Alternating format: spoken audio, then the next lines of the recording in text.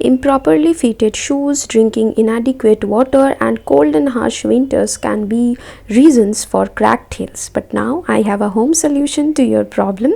Welcome to my channel, The Skin Festival.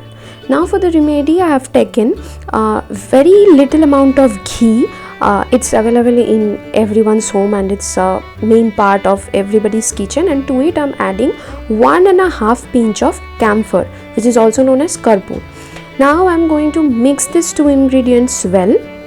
Ghee with its super moisturizing effect and camphor with its antifungal, anti-inflammatory and antibacterial properties helps to heal dry and cracked heels. So here I have taken a bit of the mixture and I'm just rubbing it on my heels. Do follow this remedy during the night when before going to bed, and rub until you get a warm sensation on your heels. So I'm using this remedy since 1 year, and this remedy has seriously improved my heel condition. In last winter also I didn't have that much well condition of my heels.